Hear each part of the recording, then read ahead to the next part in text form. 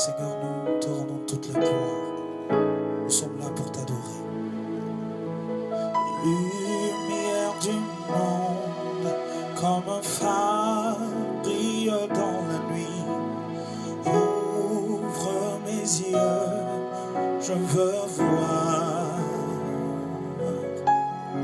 Tu m'émerveilles et mon cœur veut t'adorer.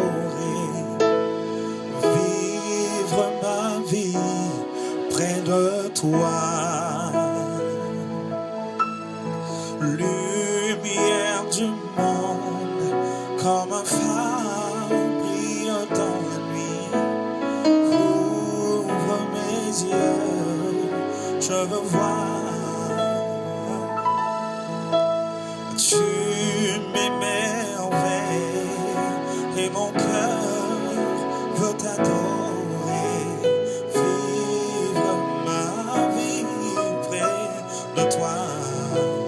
Je viens pour t'adorer, prosterné à tes pieds. Je viens pour te dire, tu es mon Dieu.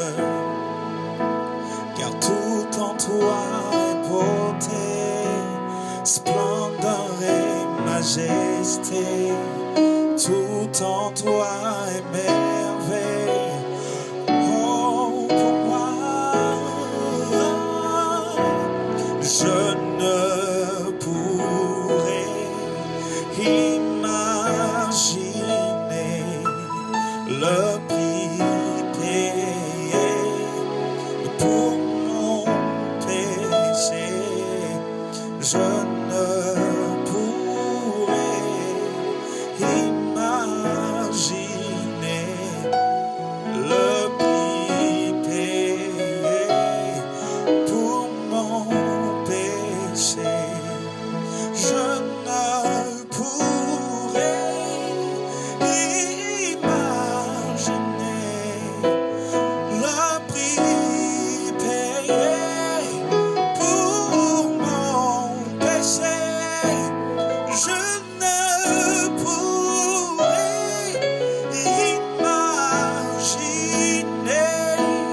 le prix payé pour mon péché.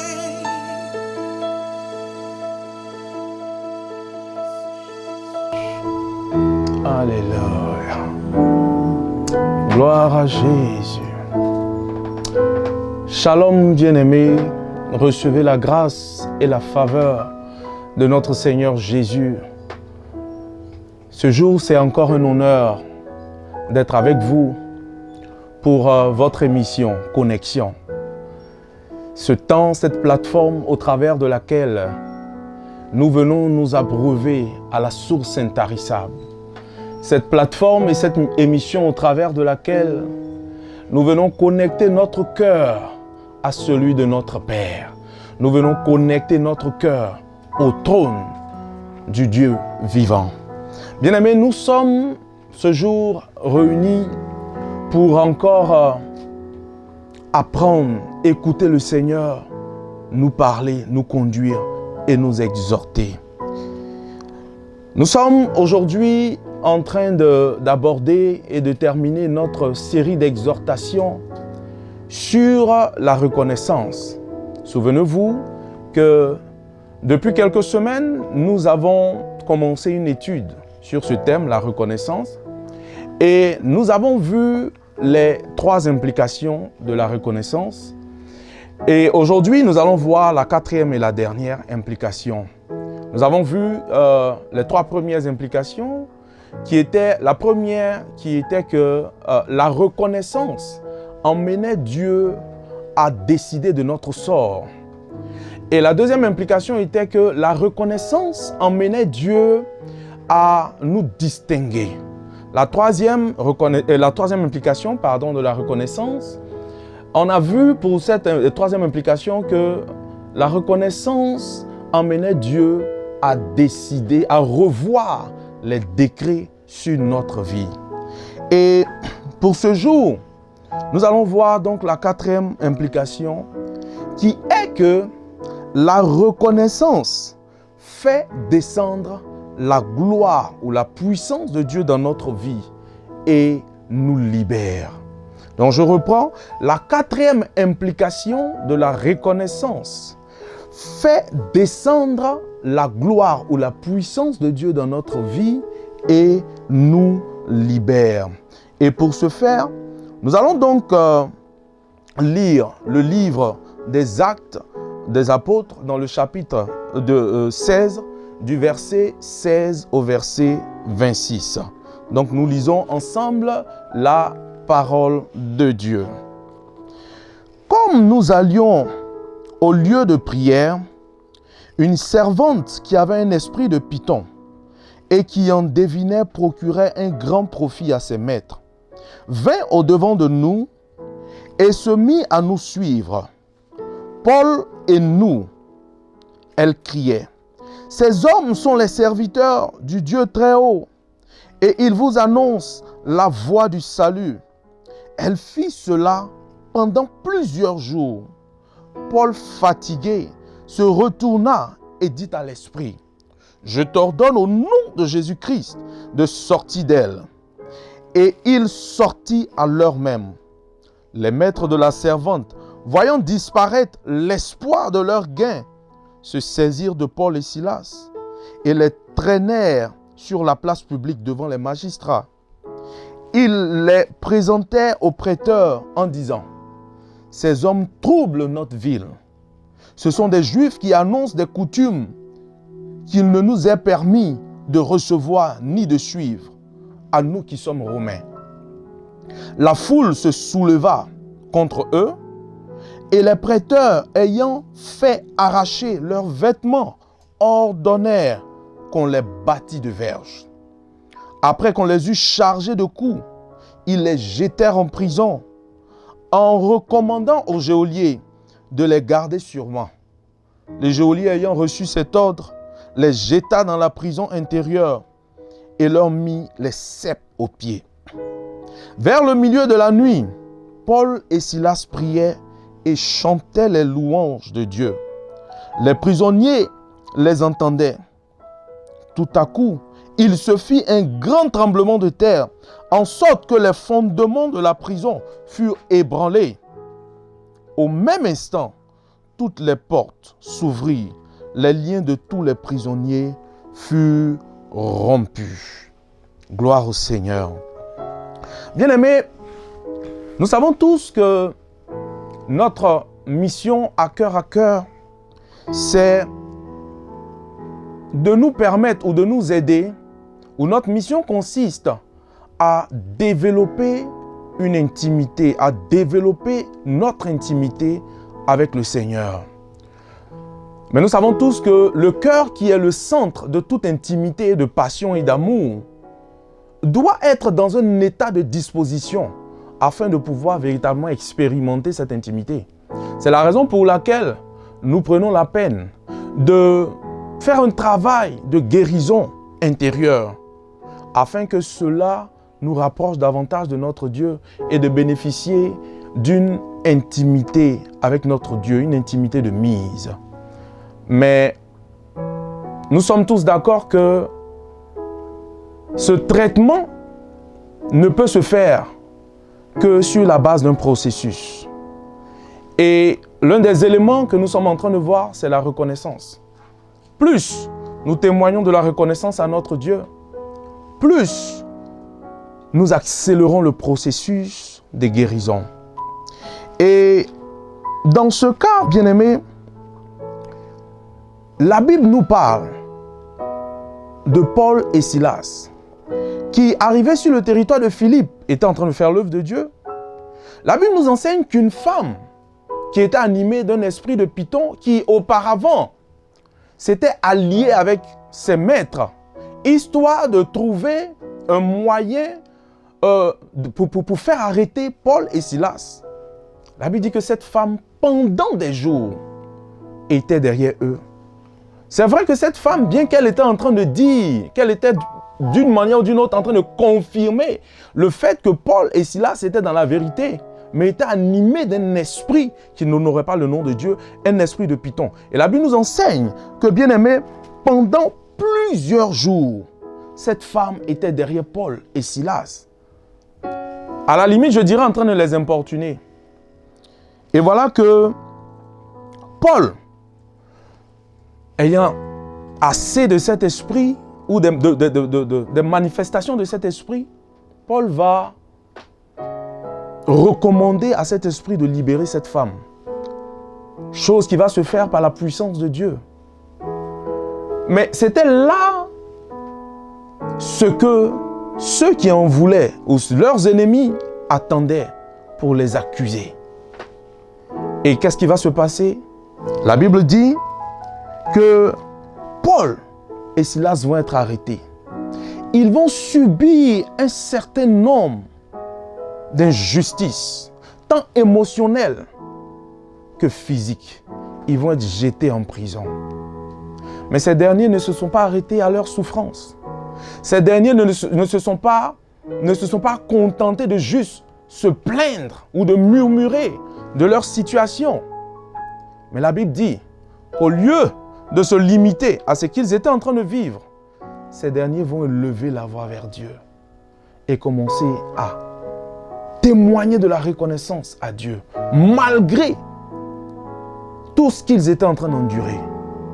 Et la puissance de Dieu va se manifester, bien-aimés, dans la vie de Paul et Silas.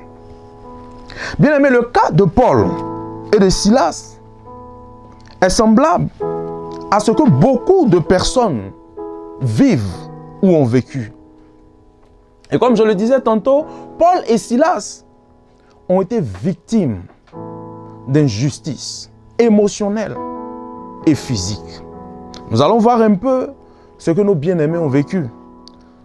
Au verset 16, ils ont été victimes de complots. Parce que la Bible dit que lorsque cette femme est allée voir ses maîtres pour trouver un moyen d'arrêter Paul et Silas. Et donc, lorsque Paul a ordonné à cet esprit de libérer la vie de cette femme, immédiatement, ils ont été arrêtés. Et donc, un coup avait déjà été fomenté pour que ces derniers soient arrêtés. Et au verset 22, bien-aimé, la Bible nous dit que Paul et Silas ont été victimes d'une vindicte populaire. Parce que ici, il est dit que lorsqu'ils ont été arrêtés, la foule s'est levée contre eux. Et la foule effectivement, s'est présentée devant les magistrats avec de fausses accusations. Donc, ils ont été accusés faussement et ils ont été à la fois victimes de vindicte populaire. Et dans le même verset 22, ils ont été victimes d'humiliation. La Bible dit que les prêteurs ont arraché leurs vêtements. Ils se sont sûrement retrouvés nus devant une multitude de personnes. Leur fierté, leur honneur a été arraché. Et ils ont été humiliés comme pas possible. On les a mis nus, bien-aimés. Quelle honte. Quelle humiliation. Quelle bassesse, bien-aimés. Au verset 23, ils ont été victimes de traitements physiques dégradants. Parce que la Bible dit, on les a chargés de coups.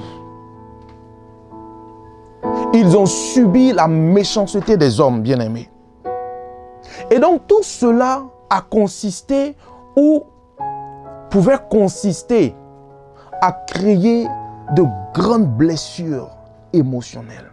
Cette injustice était faite pour les rabaisser. Cette injustice était faite pour les humilier. Cette injustice était faite, bien-aimés, pour les déshonorer. Et donc, imaginons un temps soit peu, Paul et Silas en train de vivre toutes ces blessures émotionnelles. Et là, ce n'est que le côté émotionnel. les hommes ne se sont pas arrêtés à ça, bien-aimés. Ils ont été effectivement victimes de sévices corporels et physiques. La Bible dit, ils ont été jetés en prison. Et lorsqu'on lit la parole de Dieu, bien-aimé, c'est que Paul et Silas ont été certes jetés en prison, mais dans quel type de prison? La Bible dit au verset 24 qu'ils ont été jetés dans la prison intérieure. C'est-à-dire, on a fait en sorte que Paul et Silas n'aient même pas à vivre un emprisonnement même normal ou comme les autres. On a fait en sorte que leur souffrance soit des pires. Ils ont été jetés en prison, bien-aimés. Comme pour augmenter leur souffrance. Mais la question que j'aimerais nous poser, quelle aurait été notre attitude envers le Seigneur face à une telle injustice des hommes? Face à de fortes accusations, face à l'humiliation, face au service corporel, face au traitement inhumain, dégradant et rabaissant. Quelle aurait été notre attitude? Est-ce que nous nous en serions pris aux hommes en étant des personnes amères, en étant des personnes frustrées, en étant des personnes ayant perdu même le goût de la vie, en étant des personnes qui allaient sur le coup, bien aimé, ne plus avoir à socialiser avec des gens? Ou bien est-ce que nous nous en serions pris à Dieu au point de laisser ces circonstances et ces situations affecter notre relation et notre intimité avec le Seigneur? Si l'on a fait ces choses au bois vert, quand sera-t-il du bois sec? Donc l'humiliation au plus haut niveau, si je peux employer le terme, le Seigneur Jésus l'a vécu. Mais en aucun moment, il a laissé cela affecter sa relation avec le Seigneur. Bien-aimés,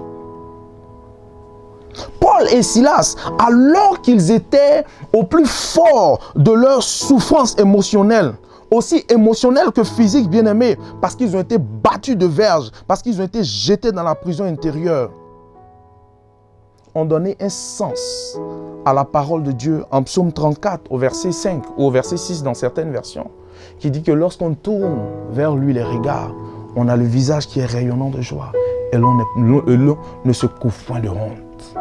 Voilà ce que Paul et Silas ont plutôt fait. Au lieu de se plaindre, au lieu de pleurer à Dieu, bien-aimés. Au verset 25, la Bible dit, vers le milieu de la nuit, ils ont commencé à chanter des cantiques pour le Seigneur. Bien-aimés, dans cette souffrance, serions-nous capables d'élever la voix vers Dieu pour le louer, pour reconnaître sa grandeur, pour l'adorer, pour le bénir? Serions-nous capables, bien-aimés, de le faire? Dans une telle souffrance, tant émotionnelle que physique.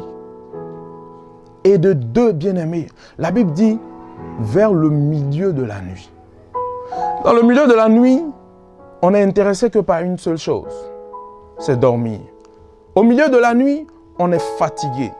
Au milieu de la nuit, on est assoupi. Et là, je parle d'une personne avec un état normal. Maintenant, considérons, bien aimé, une personne qui venait de subir physiquement ce que Paul et Silas ont subi. Bien aimé, ils ont été jetés en prison. Ils souffraient physiquement. Ils étaient blessés intérieurement. Mais ils ont surpassé ces difficultés, ces souffrances, ces blessures, ces humiliations pour faire ce que l'on a défini dans notre première exhortation sur la reconnaissance, pour faire ce qu'on appelle Toda. Toda qui en hébreu veut dire louer. Toda qui veut dire reconnaissance. Mais louer Dieu en lui témoignant de la reconnaissance. Voilà ce que Paul et Silas ont commencé à faire dans la prison. N'oublions pas que le but de la prison est de priver ceux qui y sont de liberté. Le but de la prison est d'emmener ceux qui y sont à être rabaissés émotionnellement. Mais malgré ça, la prison n'a pas eu d'effet sur eux, bien-aimés. La prison n'a pas eu d'effet sur eux. Paul et Silas ont commencé à élever la voix vers Dieu, à l'adorer, à le bénir, à le louer. Et cet acte, bien-aimé, n'est pas resté sans avantage. Cet acte, bien-aimé, n'est pas resté vain. La Bible déclare que au verset 26, que lorsqu'ils ont commencé à louer Dieu dans de telles circonstances, la puissance de Dieu est descendue. Lorsqu'ils ont commencé à témoigner de la reconnaissance à Dieu, en ne le faisant pas que dans des circonstances joyeuses, bien-aimées ou heureuses, même dans leurs difficultés, dans leurs souffrances émotionnelles que physiques, lorsqu'ils ont commencé à louer ce Dieu bien-aimé, la Bible déclare que la puissance de Dieu est descendue dans la prison. Et qu'est-ce qui s'est passé? Les fondements de la prison ont tremblé. Bien-aimé, les portes se sont ouvertes, les liens, les chaînes dans lesquelles Paul et Silas étaient, bien-aimés, se sont défaites. Et Paul et Silas ont été libérés. Je veux t'exhorter ce jour, bien-aimé, à faire comme Paul et Silas. Bien-aimé, je vais t'invoquer, et je vais t'exhorter, à invoquer Dieu, même quand tout va mal. Je veux t'exhorter ce jour, toi qui as été victime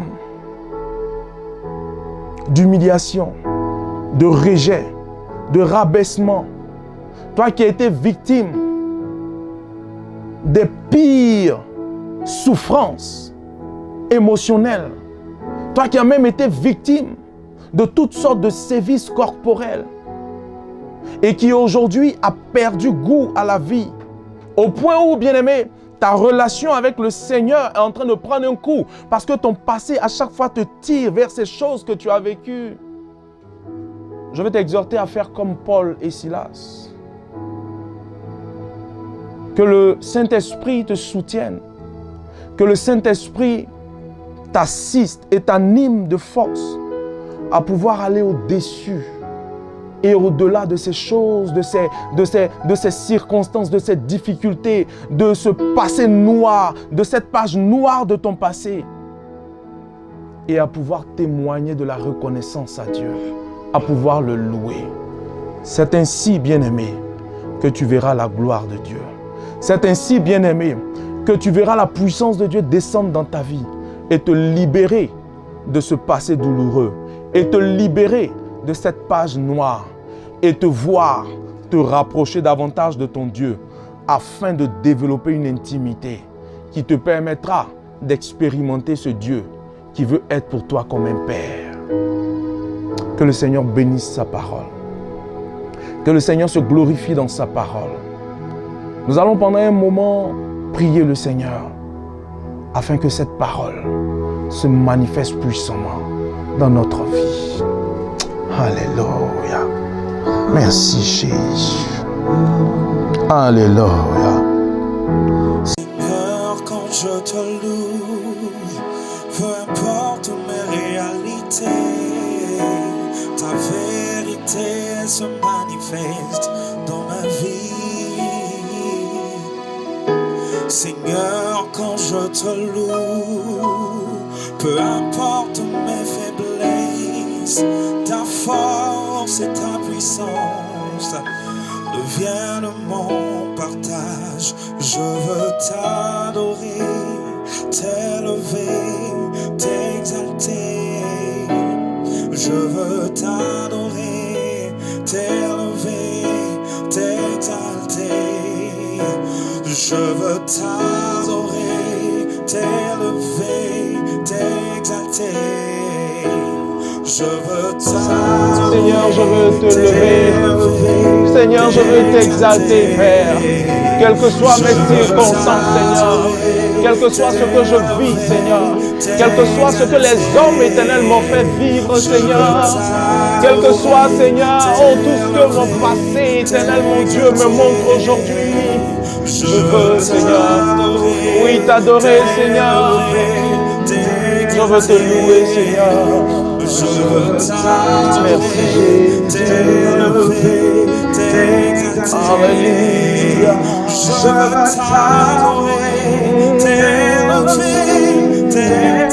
alléluia, je veux t'adorer, alléluia, alléluia,